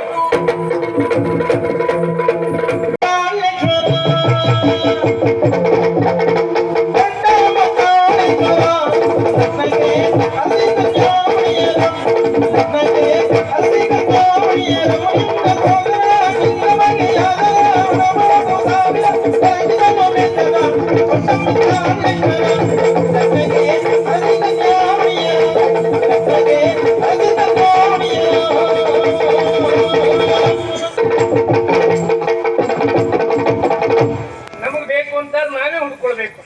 ನೋಡಿ ಆ ಮಟ್ಟಿನ ಹುಡುಕಿಯಲ್ಲಿ ಕುಳಿತುಕೊಂಡಿದ್ದು ಮಕ್ಕಳು ಏನು ತೊಂದರೆ ಇಲ್ಲ. ನೀ ಎಂತ ಹುಡುಕುದು? ನಾನೆಂತ ಕುಳಿತುಕೊಳ್ಳುವ ಜಾಗ ಅಲ್ಲ, ಮತ್ತೆಂತ? ನಾನು ಹುಡುಕ್ತಾ ಇದ್ದದ್ದು ಹೆಣ್ಣು. ಹೆಣ್ಣ? ಎಂತ ಹಗಲು ಮನೆ ಕೆಲಸಕ್ಕನ? ಅದಕ್ಕಾಗ ನಾವೇ ಹಣ ಕೊಡ್ಬೇಕು ಅವರಿಗೆ. ಮತ್ತೆ ಇದು ಹಾಗಲ್ಲ, ಯಾವತ್ತೂ ನಮ್ ಜೊತೆಗೆ ಇರ್ಲಿಕ್ಕೆ ಬೇಕು. ಯಾವತ್ತು ಜೊತೆಗೆ ಅಂದ್ರೆ? ಅಂದ್ರೆ ಹೆಂಡತಿ. ಮದುವೆ ಆಗ್ಲಿಕ್ಕೆ? ಹಾ ಅಲ್ಲ, ಮದುವೆ ಆದ್ಮೇಲೆ ಹೆಂಡತಿ ಆಗುದು. ಮದುವೆ ಯಾಕಾಗಲ್ಲ? ಸುಳ್ಳಲ್ಲ, ಮದುವೆ ಯಾಕಾಗ್ಬೇಕು? ಯಾಕೆ? ಅವಾಗ ನಾವು ಅವ್ರಿಗೆ ಹಣ ಕೊಡೋ ಕೆಲಸ ಇಲ್ಲ, ಮತ್ತೆ ಅವರಿಗೆ ತಿಂಗಳ 2,000 ಸಿಗ್ತದಲ್ಲ, ಅದ್ ನಮಗ್ ಕೊಡ್ತಾರಲ್ಲ ಅವರು. ನಿಜವಾಗ್ಲೂ ಮದುವೆ ಯಾಕಾಗ್ಬೇಕು ಆದವ್ರನ್ನ ಕೇಳಿ ಏನ್ ಹೇಳಿ ಯಾರು ಕೇಳಿದ್ರೆ ಯಾಕಾರು ಮದುವೆ ಆದ್ನಪ್ಪ, ಎಲ್ಲಿ ಹೋಗ್ಲಿಕ್ಕಿಲ್ಲ ಬರ್ಲಿಕ್ಕಿಲ್ಲ, ಬರ್ತಾ ಹೇಳ್ತಾರೆ ಬಿಟ್ಟು ಬರ್ಲಿಕ್ಕೂ ಇಲ್ಲ. ಮದುವೆ ಯಾಕಾಗಬೇಕು? ಯಾರ್ದು ಅಮ್ಮನನ್ನ ಅಮ್ಮ ಅಂತ ಹೇಳ್ಬೋದು, ಯಾರ್ದು ಅಕ್ಕನನ್ನ ಅಕ್ಕ ಅಂತ ಹೇಳ್ಬೋದು, ಯಾರ್ದು ತಂಗಿಯನ್ನು ತಂಗಿ ಅಂತ ಹೇಳ್ಬೋದು, ಸರಿ, ಯಾರ್ದು ಹೆಂಡತಿನ ಹೆಂಡತಿ ಹೇಳ್ಲಿಕ್ಕೆ ಆಗ್ತದ? ನಮಗೂ ಒಂದು ಹೇಳಲಿಕ್ಕೆ ಬೇಕು ಅನ್ನೋ ಲೆಕ್ಕಕ್ಕಾಗ್ಬೇಕು. ಆಗ್ಬೇಕು ಅಂತಾದ್ರೆ ನಾವೇ ಹುಡುಕ್ಬೇಕು. ಏನ್ ನಾನು ಹುಡುಕ್ಲಿಕ್ಕೆ ಶುರು ಮಾಡಿ ಸ್ವಲ್ಪ ವರ್ಷ ಆಯ್ತಾ? ಎಷ್ಟು ವರ್ಷ ಆಯ್ತು? ನಾನು ಹುಡುಕಿದ ವರ್ಷವೇ ಮದುವೆ ಆದದಿದ್ರೆ ಇವತ್ತು ನಿಮ್ಮಷ್ಟು ದೊಡ್ಡ ಮಗ ಇರ್ತಿದ್ದೆ, ಗೊತ್ತುಂಟ? ಹೌದಾ? ಅಷ್ಟು ವರ್ಷ ಆಯ್ತು. 1-2 ಊರಲ್ಲಿ ಹುಡುಕಿದ್ದೆ ನಾನು. ಎಲ್ಲೆಲ್ಲಿ ಹುಡುಕಿ? ಅಯ್ಯೋ, ನಮ್ದು ಸಾಲಿಗ್ರಾಮದಿಂದ ಶುರುವಾದದ್ದು ನೋಡಿ. ಸಾಲಿಗ್ರಾಮ, ಶಾಸ್ತಾನ, ಬ್ರಹ್ಮಾವರ, ಉಡುಪಿ, ಕಟಪಾಡಿ, ಸೂರತ್ಕಲ್ಲು, ಮಂಗಳೂರು, ಮಂಜೇಶ್ವರ, ಮಿಯಾಪದವು. ನೀ ಎಂತ ಕೆಲಸ ಮಾಡುದ? ನಾ ಶ್ರೀ ದುರ್ಗಾಮದಲ್ಲಿದ್ನ. ಅದಲ್ಲ, ಇಷ್ಟೆಲ್ಲ ಊರಲ್ಲಿ ಹುಡುಕ್ತದೆ ಅಂತ ಹೇಳಿದ್ದು. ಹೌದು, ಹೋದ ಊರಲ್ಲೆಲ್ಲ ಹುಡುಕಿದ್ದವ್ರು. ಕೆಲವು ಆತ್ಮೀಯರ ಹೆಣ್ಣನ್ನು ತೋರಿಸಿದ್ರು. ಹೆಣ್ಣನ್ನ ತೋರಿಸಿದ ಮೇಲೆ ಹೆಣ್ಣು ನೋಡು ಕ್ರಮ ಅಂತಿಲ್ವಾ? ವಧು ಪರೀಕ್ಷೆ. ಅವಾಗ ಕೇಳುವುದೇನು? ಓ ಹೆಣ್ಣೆ, ನಿನಗೆ ಹಾಡು ಹೇಳಲಿಕ್ಕೆ ಬರ್ತದ, ನಿನಗೆ ಅಡುಗೆ ಮಾಡ್ಲಿಕ್ಕೆ ಬರ್ತದ, ಇದು ಕೇಳುವ ಕ್ರಮ. ಇದು ಒಂದು ಕಾಲದಲ್ಲಿ. ಈಗ ಹಾಗಲ್ಲ. ಮದುವೆ ಆಗ್ಬೇಕು ಅಂತಾದ್ರೂ ಹುಡುಗ ಹುಡುಗಿಯಲ್ಲಿ ಕೇಳುವುದೇನು? ಓ ಹೆಣ್ಣೆ, ನಿನಗೆಷ್ಟು ಗಂಡು ಸ್ನೇಹಿತರಿದ್ದಾರೆ? ನಾನು ಅದನ್ನೇ ಕೇಳಿದೆ. ಒಬ್ಬಳು ನನಗೆ 5-6 ಜನ ಅನ್ಬಿಟ್ರು, ಅಲ್ವಾ? ಹಾಗ ಕಡಿಮೆ ಇದ್ದದ್ದು ಹುಡುಕು ಅಂತ ಮತ್ತೊಬ್ಬಳ ಹತ್ರ ಕೇಳಿದೆ. ಅವಳು ಬಹಳ ಕಡಿಮೆ ಹೇಳಿದ್ಲು. ಹೌದಾ? ಎಷ್ಟ? ಒಂದು 15-20. ಇನ್ನೂ ಹೆಚ್ಚಾಯ್ತಲ್ಲ. ಹಾಗಾಗಿ ಇನ್ನೂ ಕಡಿಮೆ ಹುಡುಕು ಅಂತ ಇನ್ನೊಬ್ಳ ಹತ್ರ ಕೇಳಿದೆ. ಅವಳು ಒಂದೇ ಒಂದು ಮಾತಾಡ್ಲಿಲ್ಲ. ನೇರ ಒಳಗಡೆ ಹೋಗಿ ನನ್ನ ಕೈಯಲ್ಲಿ ಏನೋ ತಂದುಕೊಟ್ಟು ಬಿಡಿಸಿ ನೋಡ್ತೇನೆ, 3 ಅಕ್ಕಿ ಕಾಳು ಉಂಟು. ಅಂದ್ರೆ ಅವಳಿಗೆ ಇದ್ದದ್ದು 3 ಇದ್ದಿದ್ರಲ್ಲ ಅಂತ ಯೋಚನೆ ಮಾಡಿ ಅವಳನ್ನೇ ಮದುವೆ ಆಗುವ ಅಂತ ಹೇಳುವಾಗ ಅವಳು ಹೇಳಿದ್ಲು, ಬೇಸರ ಮಾಡ್ಕೊಳ್ಬೇಡಿ, ನಾನೇನೋ ನಿಮ್ಮ ಕೈಗೆ 3 ಅಕ್ಕಿ ಕಾಳು ಕೊಟ್ಟೆ. ನಿಮ್ಮ ಪ್ರಶ್ನೆಗೆ ಉತ್ತರವಾಗಿ 1 ಚೀಲ ಅಕ್ಕಿಯೇ ಕೊಡ್ಬೇಕಿತ್ತು. ಅಪ್ಪಯ್ಯ ಅಕ್ಕಿ ಚೀಲ ಮಾರಿದ್ರಿಂದ ನಿಮ್ ಕೈಗೆ 3 ಅಕ್ಕಿ ಕಾಳು ಕೊಟ್ಟೆ ಅಂತ. ಗೊತ್ತಾಯ್ತಾ? ಎಂತ ಹೂ, ಆ ಚೀಲದೊಳು ನೀವು ಇದ್ರೇನ ಯಾರಿಗ ಗೊತ್ತು? ಒಂದು ಅಕ್ಕಿ ಚೀಲದಲ್ಲ ನೀವ್ ಹಾಗಿತ್ತು 4-5 ಚೀಲದೊಳಗಿಲ್ವಾ? ಮತ್ತೆ ಇರ್ಲಿ ಬಿಡಿ, ನಮಗ್ ಬೇಕು ಅಂತಾದ್ರೆ ನಾವೇ ಹುಡ್ಕೊಳ್ಬೇಕಲ್ವಾ?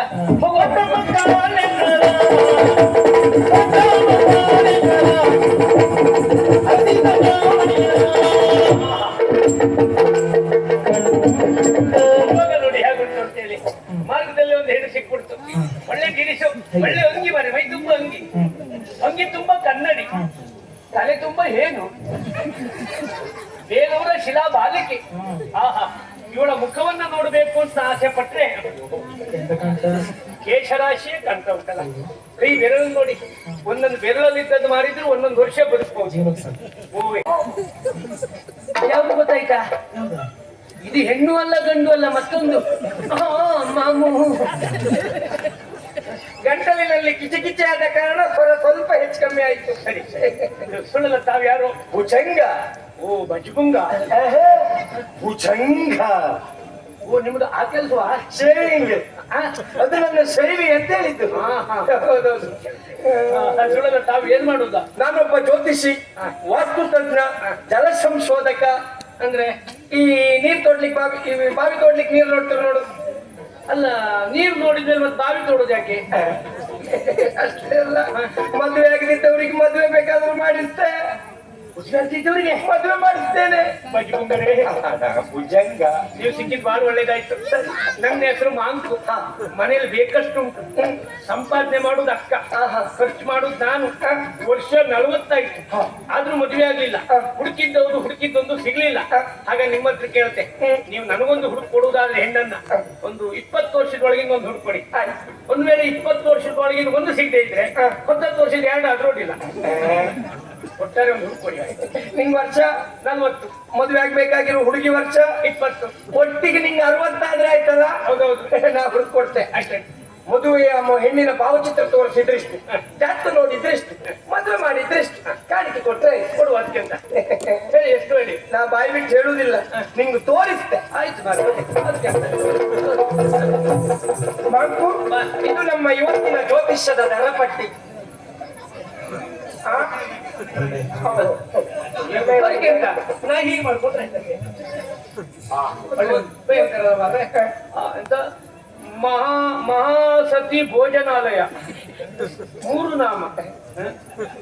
ಚಾ ತಿಂಡಿ 35, ಖಾಲಿ ದೋಸೆ 45, ತುಪ್ಪ ದೋಸೆ 38, ಮುದ್ದೂರೊಡೆ 45, ಈರುಳ್ಳಿ ಬಜೆ 28, ಮಧ್ಯಾಹ್ನದ ಊಟ ಉಚಿತ. ವಿಶೇಷ ಸೂಚನೆ, ತಿಂಡಿ ತಿಂದವರು ತಟ್ಟೆಯನ್ನು ಬಿಟ್ಟು ಹೋಗಬೇಕು.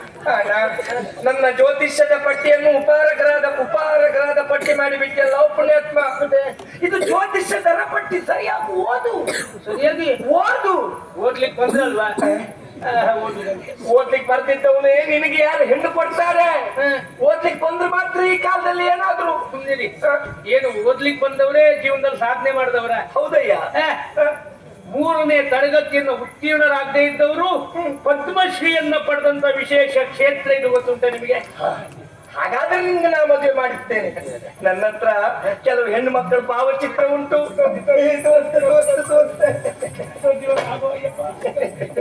ಮಾಡ್ಕೊ, ಇಲ್ಲೊಂದು ಚಂದದ ಹುಡುಗಿ ಉಂಟು. ಇವಳ ಹೆಸರು ತೀರ್ಥಹಳ್ಳಿ ಕಟ್ಟೆ ಹತ್ತು ರಮೇಶಿ ಆಚಾರ್ಯ ಎನ್ನುವುದಾಗಿ.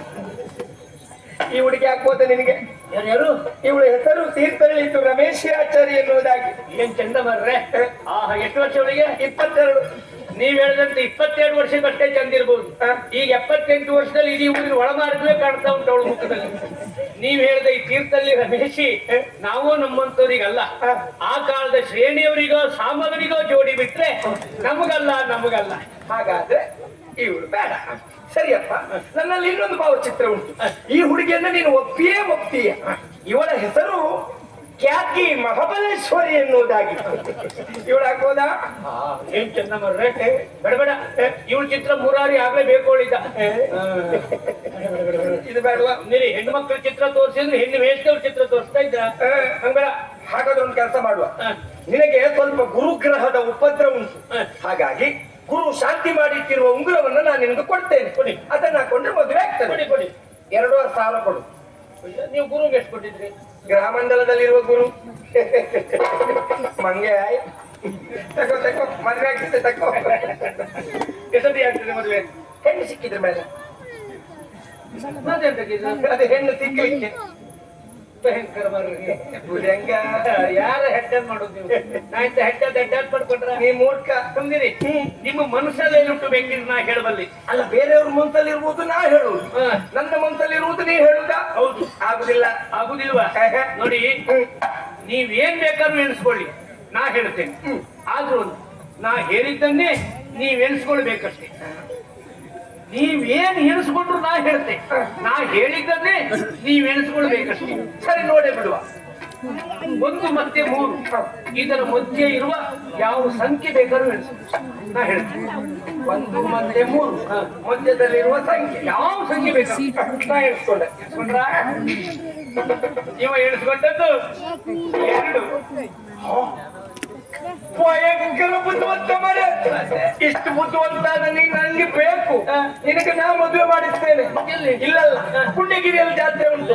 ನೀ ಅಲ್ಲಿಗೆ ನನ್ನೊಟ್ಟಿಗೆ ಬಂದ್ರೆ ಜಾತ್ರೆಯಲ್ಲಿ ಹೆಣ್ಣು ಮಕ್ಕಳು ಸಿಗ್ತಾರೆ.